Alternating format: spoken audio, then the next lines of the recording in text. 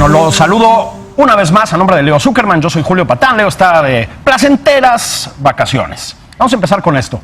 En su conferencia mañanera, el presidente López Obrador pidió a los funcionarios que no comparten su proyecto, el proyecto nuevo, que no están a favor de la Cuarta Transformación, que, así dijo, que quisieran que continuara lo mismo. Les pidió que en un acto de honestidad renunciaran. Les dijo también el presidente que podrían irse a trabajar a un banco, a una calificadora, a dar clases en una universidad de buen nivel económico. En fin, hay muchas oportunidades de trabajo. Bueno, pues para hablar de la sugerencia del presidente, Viridiana Ríos, ¿cómo estás? ¿Qué tal, Julio? Qué gusto tenerte por acá. El gusto es mío. Luis de la Calle. ¿Qué tal, Julio? Muy bien, ¿cómo estamos? Bien, gracias. Eso. Sabino Vacías, ¿cómo estás? Julio, un placer estar Qué gusto verte por aquí. Un placer estar con Viri. Luis. ¿Qué vas a hacer, Viridiana, si no compartes el proyecto de la Cuarta Transformación? Ya tienes... No voy a trabajar en Pues me tendré que ir a dar clases en una universidad de buen nivel económico. No, ya en serio. No, me parece pues una declaración desafortunada de parte del presidente López Obrador, porque no creo que él, de hecho, comparte esta idea. Él tiene una plataforma en la que ampliamente invitó durante la campaña a personas que pensaban, de hecho, distinto que él. Cuando nosotros vemos la coalición ganadora de Morena y con la cual él, pues básicamente arrasó en las elecciones de julio pasado, estaba gente como Romo, estaba gente como Tatiana Cloutier, pero también estaba la vieja guardia priista, algunas de las tribus perredistas, etc. Ursúa, por supuesto. Ursúa, etcétera. Entonces, yo más bien lo que veo ahora es un reacomodo de Morena, en donde Morena está pasando de ser un partido a ser más bien un gobierno. Y en este gobierno tienen que pues mandar señales claras de cuál es la agenda que quieren implementar. En este cambio y en este estirón y jalón está ganando la facción un poquito más radical de Morena, la cual cree que ganó la elección no el AMLO de 2018, el moderado, el que se quedaba callado y sonreía en los debates, sino el AMLO de 2016, el AMLO de 2006, el AMLO de 2012, el AMLO tradicional. Ellos creen entonces que la agenda de López Obrador es implementar lo que dijo en sus libros, es crear una refinería, etcétera, cuando en realidad, cuando nosotros vemos, Julio, las encuestas, nos damos cuenta de la falacia de ese argumento. La gente votó, el 23% de la gente votó por mejorar la economía, el 33% de la gente votó por reducir la corrupción y el 26% de la gente votó por AMLO por reducir la inseguridad. Eso quiere decir que no nos comprometimos con una agenda en específico que implicara necesariamente construir dos bocas, echar para atrás el aeropuerto o hacer el Tren Maya. El compromiso del votante mexicano fue con mejorar los problemas que estamos enfrentando. En ese sentido, me parece que la gente no debe renunciar, a menos de que considere que realmente no hay forma de pues implementar estos tres mandatos que fueron realmente lo que se buscó en la elección. Luis. Pues yo creo que el presidente ha dedicado sus primeros 7, 8 meses en el gobierno, un poco más, porque desde el 1 de julio ya se convirtió en presidente. Peña Nieto abdicó de una manera inconstitucional, desde mi punto de vista. Pero el presidente se ha dedicado a convencer sobre todo a sus adversarios, él le llama a sus oponentes o opositores adversarios, a que este es un cambio profundo y radical. Y ahora está dando cuenta que también tiene que convencer a lo mejor gente cercana a él. O sea, es un poco extraño. O sea, digamos, la crisis de Carlos Ursúa no vino de la mafia del poder ni de grupos externos, sino gente muy cercana a él dentro, que le dice: señor presidente, a lo mejor todo lo que estamos haciendo, todo lo que usted piensa hacer, algunas de las cosas, pues hay que hacerlas de una manera distinta. Entonces, yo creo que es un ángulo interesante en el sentido de... hay cierta, como decía un poco Viridiana, hay cierta oposición dentro de su grupo y no solamente fuera a un modelo que él, digamos, el López Obrador presidente es un poco más radical que el López Obrador candidato, porque en la candidatura necesitaba la moderación para no perder. Y como el peso ha estado relativamente fuerte, él piensa que es por él, se deschonga un poco, ¿no? Entonces ese es un aspecto. El otro aspecto creo que es muy importante pensarlo desde el punto de vista de las personas. O sea, ¿en qué momento tú, como funcionario público, tienes una obligación de renunciar? Yo creo que la tienes cuando hay un acto de deshonestidad, ¿no? Si tu jefe o hay un proyecto que es deshonesto, monetariamente, pero también intelectualmente, quizá tengas que renunciar. Y el otro es cuando francamente no estás de acuerdo con el proyecto y piensas que no lo puedes cambiar desde dentro, ¿no?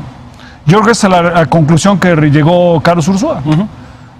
Vamos en una dirección con la que yo no estoy 100% de acuerdo, no me hacen caso, me han quitado facultades y por lo tanto mejor renuncio.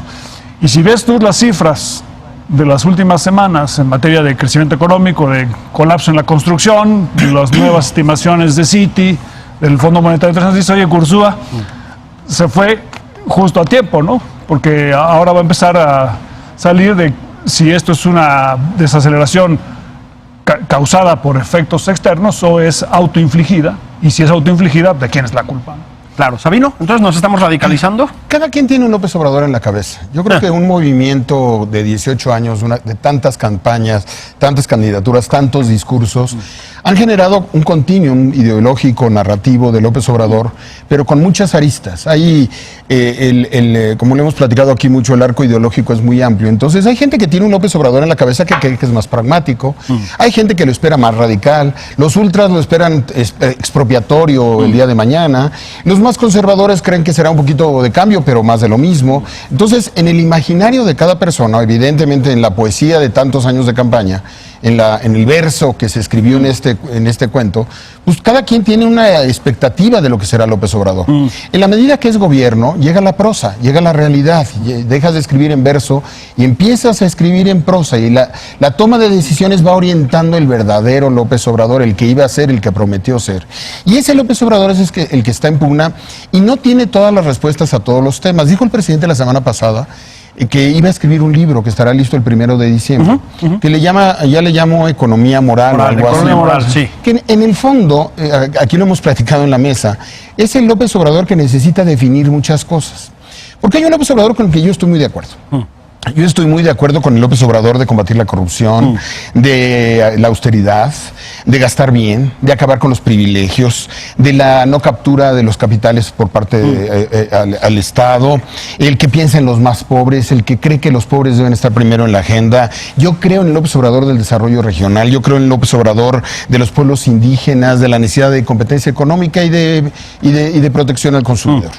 ¿Qué tanto este López Obrador de mi imaginario, de esta visión de lo que yo creo que debe ser una democracia, una socialdemocracia, un gobierno de izquierda moderno en un mercado global, qué tanto de esto se va a realizar cuando enfrente no hay una reforma fiscal, no pretende tocar los intereses duros, cuando hay un perdón de los actores, cuando manda mensajes contradictorios? Yo no sé si hay un López Obrador de Estado grande o Estado pequeño. Me manda las señales de un Estado grande a veces cuando habla de la Guardia Nacional y cuando piensa en crear una empresa de fertilizantes, ¿no? Cuando crea una empresa de telecomunicaciones, Internet, cuando regresa al Estado que crea empresas.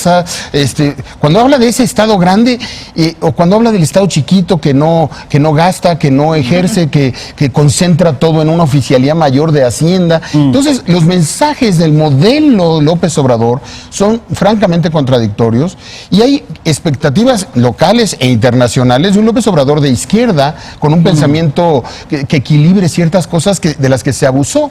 Y en ese contexto hay un debate central que me parece que fue una gran idea la propuesta del tema, que es el debate del conocimiento. O sea, yo espero un presidente que desde sus virtudes de gobierno y políticas, desde su cercanía al pueblo, tenga la capacidad de rodearse de personas que le ayuden a entender que no todo es como él pensaba, que la realidad es difícil, sin llegar a los excesos que llegamos a tener en la tecnocracia.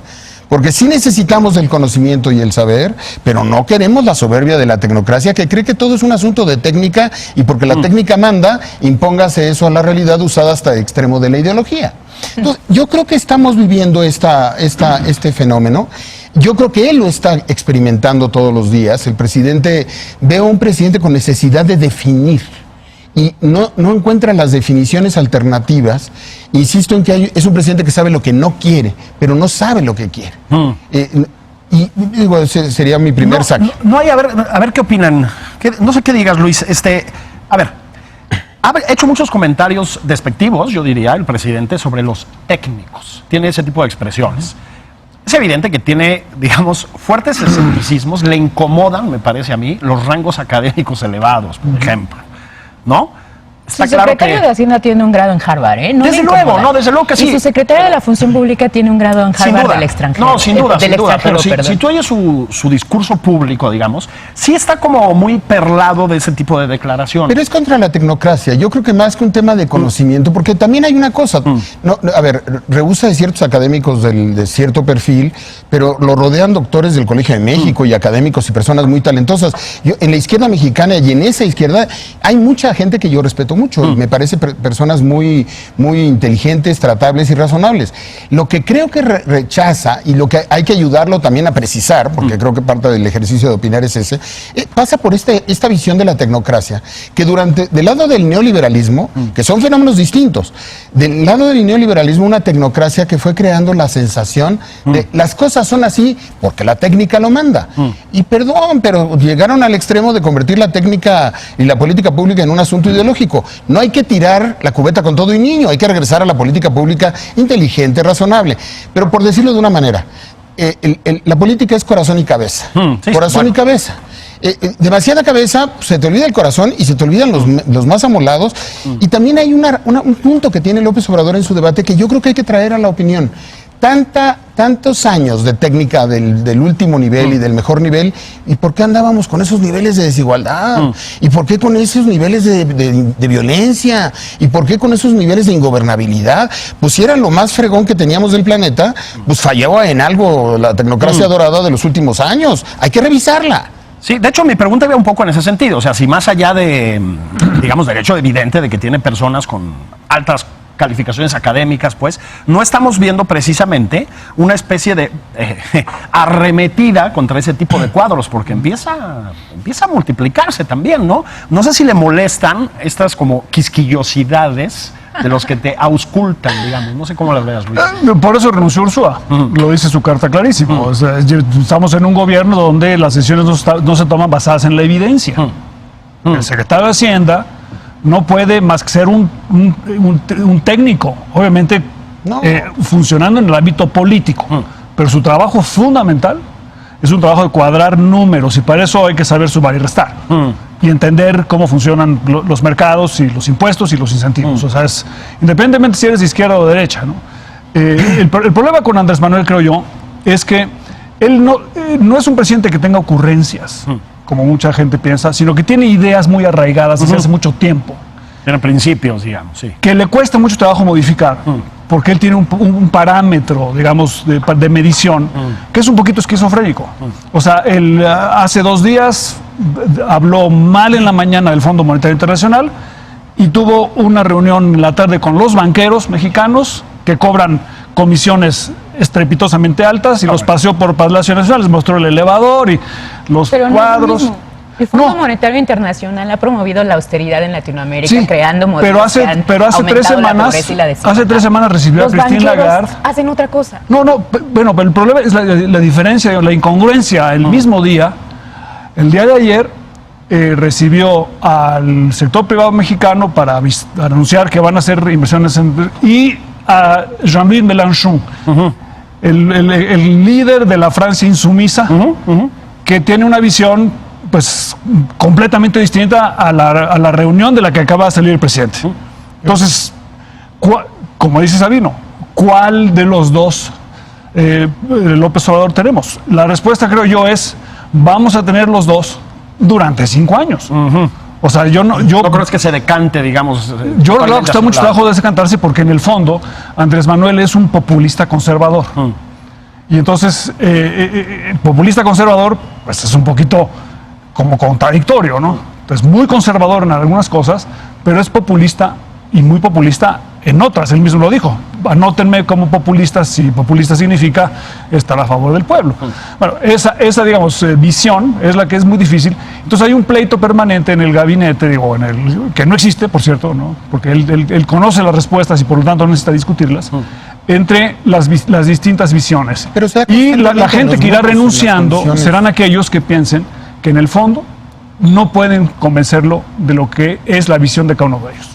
Bueno, aquí Luis me parece que ejemplifica perfectamente el problema que se enfrenta con la tecnocracia, en donde equiparamos el hecho de que López Obrador tenga buenas relaciones con el sector público, conseguir los condicionamientos del neoliberalismo impuesto por el Fondo Monetario Internacional. Ese es el Justo punto. contra eso es contra lo que va el debate. Me parece que los tecnócratas de la vieja escuela habían estado acostumbrados a llegar a Palacio Nacional y en cierta forma dar órdenes. Vedadas y calificadas como asesoría, pero en realidad una orden de lo que se debía dar y de las cosas cómo se debían hacer y qué era lo importante. Hoy en día el tecnócrata tiene que empezar a jugar un juego distinto con el que no se siente cómodo y se llama el juego de convencer, de la política, de tener inteligencia emocional. Ursúa renuncia porque no pudo posicionar su agenda. Y ese es un problema político, no es un problema de un técnico que exquisitamente decidió que iba a dejar la Secretaría de Hacienda. Ursúa es un político en la medida en la cual fue seleccionado por el Ejecutivo para cumplir un rol que no es, y aquí difiero fuertemente con Luis, no es cuadrar números. La política pública se hace dentro de Hacienda, es probablemente el instrumento más medular para cambiar lo que hacemos en este país, porque es ahí donde se distribuyen los dineros. Sí, pero Entonces, si me permites terminar, creo que hay que cambiar esa idea que tenemos del tecnócrata como en realidad el monopolio del poder. Hoy tenemos que pensar en democracia y esa democracia implica hacer lo que Luis critica, reunirte con distintos grupos, abrirle las puertas del Palacio Nacional a gente que piensa distinto. Yo creo que hay un paradigma equivocado y la tecnocracia en sí misma es una forma de poder de los técnicos. El hacer sentir que mi saber es el que se debe imponer, venga quien venga de la ideología. Hay que ver quién es el tecnócrata de la elección más acabado. Pues José Antonio Meade Curibreña. José Antonio Meade quedó en tercer lugar en su casilla. O sea, ¿cuál es la señal que está mandando la sociedad también a una clase política tecnocrática a la que se le olvidó tocar al pueblo? O sea, el contraste también es muy fuerte. La técnica tiene su razón de ser, pero yo creo que hay técnicas subordinadas al poder. El poder se equivoca. Y la política pública, bienvenida, bien hecha, utilizable, pues como la ingeniería, la arquitectura y el urbanismo, y como muchas otras cosas, pero al final es la política. La política es la que tiene política pública, contadores, abogados, técnicos en todo. La inteligencia de un buen gobernante es saber encontrar al experto en cada cosa que te ayuda a tus cosas. Pero llegamos a un extremo. La soberbia de la tecnocracia de muchos sectores y muchas áreas era, a ver, ustedes no entienden. Yo escuché tecnocracia, debates en la administración tecnocrática en muchos momentos, en donde el tema es que la gente no nos entiende. A ver, si no te entiendes, estás frito en términos políticos. Y aquí retomo el argumento de Viridiana, en términos de que la experiencia democratizadora de México y de democracia de México ya nos lleva un poco también a equilibrar que la tecnocracia tenga su lugar. No, lo que tiene que tener cuidado López Obrador es no tirar en esta ola, tirar el conocimiento de la política pública bien puesta y bien inteligente, porque nos vamos a equivocar y el péndulo va a ir a dar otra vez a niveles en los que no teníamos política pública ni diseño inteligente de definiciones. Pero la palabra que hay que desterrar es tecnocracia. Aquí la técnica no gobierna. Gobierna la política, gobierna el pueblo, gobierna la gente, gobierna la sociedad. Gobierna una sabiduría que sí hay que respetar del común de la sociedad. Y el técnico tiene que estar para decir, oigan, yo sugiero que ahí no hagan el aeropuerto. Yo creo que ahí no se hace dos bocas. Y el gobernante tiene que saber, tener el corazón para escuchar a la gente en sus temas sustantivos, pero la inteligencia de saber en dónde colocas a tus técnicos y a tus expertos.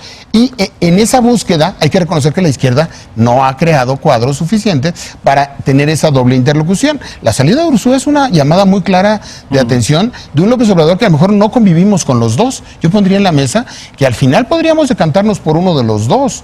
Y a lo mejor es uno más radical del que estamos viendo en este momento. En la lógica de que cada quien tiene un López Obrador en la cabeza. Remate la faena, maestro de la calle, por favor. No, el tercer tercio, ¿no?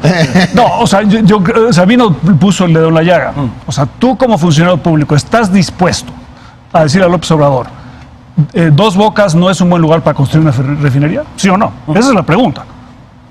No, la pregunta es la cómo pregunta se si lo él es dices. capaz de escucharlo. Si él es capaz también de Tú de transmitir decirlo es esa una idea. cosa, pero que él sea capaz de escucharlo. Bueno, tú como funcionario público tienes la responsabilidad de decirle, señor presidente, de Dos Bocas o cualquier otro tema. Usted piensa esto o eso, pero la verdad, la evidencia, la técnica, la parte jurídica y el ambiente político señalan que esta es una mejor alternativa.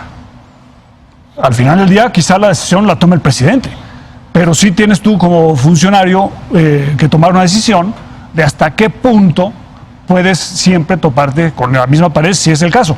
Y en el caso de Ursúa, él dijo, a mí no me hacen caso con mis argumentos, ¿saben qué?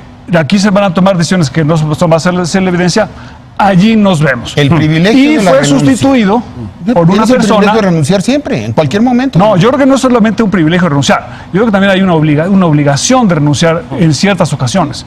Y como alto funcionario público no tienes más opción que es tener siempre lista la renuncia en caso que sea necesario. Y una cosa a lo de Viridiana. Yo no digo que el presidente no deba ver a mucha gente. El presidente tiene una obligación de ver a todos los grupos, escuchar todas las voces. Lo único que señalo es que es un poco contradictorio a veces, al mismo tiempo decirle un discurso a los banqueros y decirle un discurso radicalmente distinto 10 minutos después a un Pues no sabemos político. lo que se les está diciendo. No, ¿cómo no? Adentro. Y además eso se llama hacer política. Gobernar es el arte de decepcionar Sí, y de pero decepcionarse. pero el problema es que las contradicciones en la política también tienen un costo. Sí, claro. Bueno, me dejan muy preocupado. Gracias, Viridiano. Gracias, Luis. Gracias a ti, Julio. Gracias, Sabino. Gracias, un placer Qué gusto vernos por aquí. Bienvenido. Oigan, hacemos pausa. Venimos inmediatamente con Salomón Chertorivsky. Vamos a hablar otro poquito del caso Coneval. Otra vez.